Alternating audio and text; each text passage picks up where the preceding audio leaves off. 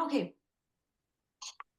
Thank you for the introduction, and I'm very happy to present my research here today. And I'd also like to thank the organizers for this congress and also as well as for the workshop and the roundtable. They were truly engaging and thought-provoking. From the workshop, I took away two key messages. First, we need to speak up about issues that are often overlooked or insufficiently acknowledged. And second, meaningful changes require stepping outside of our comfort zones to become better scholars and create a better academic environment. So I will try to apply both lessons today. I'm stepping a bit outside my comfort zone by presenting research on lithic tools, functions, even though my main background is zooarchaeology, where I usually study animal remains from Paleolithic context. I would also like to acknowledge the dedication to the International Year of Rangelands and Pastoralism and the focus on women farmers. This initiative is very important because it highlights and recognizes their work and their knowledge and the essential role they play in societies. These themes are already very relevant in social anthropology and they become even more interesting when we approach them from archaeological perspective.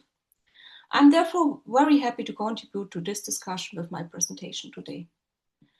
So the object of the study is a Krumm-Messer discovered in Romania in 2024, and it was found during field prospection that followed a systematic magnetic radiochrometry survey, which was used to detect surface anomalies, subsurface anomalies. And the work was carried out with the research project of diachronic landscape archaeology in the late Neolithic and Copper Age in Transylvania and Molotova, Romania, and directed by Professor Mischka. And the finds were processed in collaboration with Dr. Diaconu from the National Museum Complex of Neamț, and the Krumm-Messer itself was recovered as an isolated find from a field near the village from Topolița, and the wider area shows evidence of late Bronze Age occupations dating roughly between 1600 and 1100 BC. About 1 to 3 kilometers from the find spot, there's also a late Bronze Age settlement with house structures and 2 burial mounds. The Krumm-Messer are a category of lithic tools that are still relatively poor understood. Only a few examples have been found in Eastern Europe and their exact function remains unclear. Because of their curved plate, they are often described as sickles, but this shape alone does not actually tell us what they were used for. So obviously, they might have been used for cutting activities. And interestingly, similar shaped tools are used today by women farmers for harvesting cultivated plants.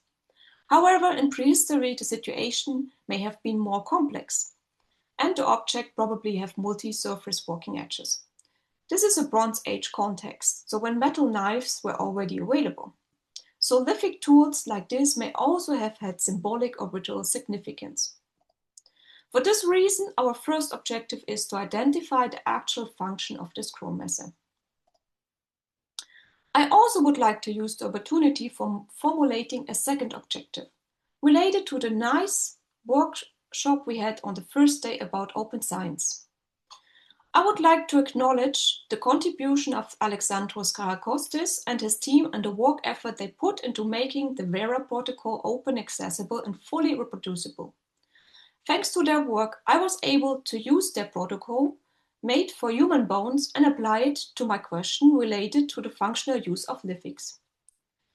So I would also like to highlight the interdisciplinary advantage of producing good open science data.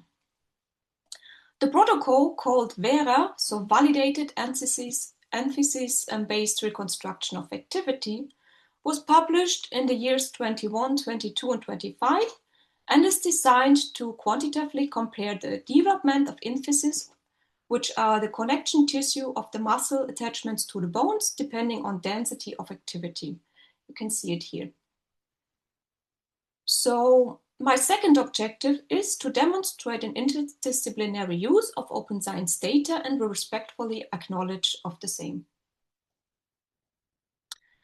I will now briefly explain the modified protocol used for the tool function analysis for this study. So first, I loaded the 3D model, which was created using an intraoral MEDIT i700 scanner into a mesh lab, which is a free 3D processing software. Next, I computed the vertex quality for minimum curvature, and this evaluates the position of each point relative to its neighboring points, and the areas with stronger curvature are then highlighted and appear in blue. You can see it here, and these are the single points. In the following step, I equalized the vertex colors and then selected only the blue areas which represent the most pronounced surface features and cropped the model accordingly. On this isolated mesh, I computed the vertex quality again to refine the analysis. And since we have many French colleagues here, I applied a French RGB color scale ramp for visualization, which you can see here. And finally, the best part is that the entire sequence of filters can be saved as a script and allowing it automatic application afterwards to new tools and new objects. So the results show the different edges of the tool using the French RGB color scale. You can use any color scale. So the edges appear in blue. In my case, representing areas with sharper edges, and these likely reflect less abraded surfaces and may correspond to more freshly napped areas. In contrast, the red areas indicate more rounded surfaces where abrasion and use have worn the edges down over time. The model also reveals different activity zones in the tool. Some areas show evidence of resharpening and probably along the main cutting edges, while other parts, such as the proximal area, shown in red, indicate heavier abrasions, probably by use. We can also identify edge retouch patterns, also here, including fine pressure flake scars and deliberate shaping of the cutting edge. From a more complete functional interpretation, this method is combined with use-wear analysis. Photographs for use-wear analysis were done by Dr. Hilbert with Olympus BMX 500 meteorological microscope, and microscopic photos are taken with the Hyrox digital microscope at the Material Science Lab of the University of Tübingen.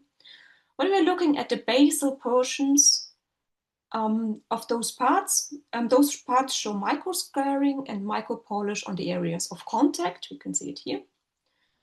And a high incidence of abrasion and microstriations, possibly related to the tool kinetics. The abrasion location on the pronounced area suggests a flat but soft material in its contact zone, probably a wooden shaft socket. On the top or proximal part of the Krumm-Messer, it shows typical serial wear that is tophonomically modified more on one side. The shiny areas indicate sickle glow or shine, which is typical for plant processing when they are dry.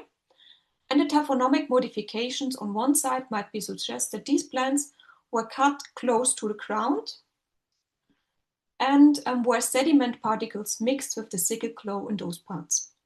They exhibit a high incidence of striations and scratches on the microsurface. So it was probably used as a harvesting tool during the late Bronze Age and even has a resharpening edge on the inside. You can see it here. So with less use in this area. And hafting was placed on the basal part and the upper part was the working edge. So we can differentiate the different areas of the tool. With these results from our multidisciplinary analysis, I would like to conclude that we achieved our first objectives, identifying the likely use-wear patterns of the Krumm-Messer. And the tool was probably hafted in a way similar to a Japanese sickle. We can see here, and we can imagine it being used in a comparable harvesting motion, as shown in the image above. Although we cannot determine whether the user was a male or female, the stronger abrasion on one side suggests the tool was used repeatedly with the same hand and probably the same movement, rather than randomly. This may indicate repetitive, possible monotonous work, perhaps carried out by the same individual, because we have the same abrasion areas.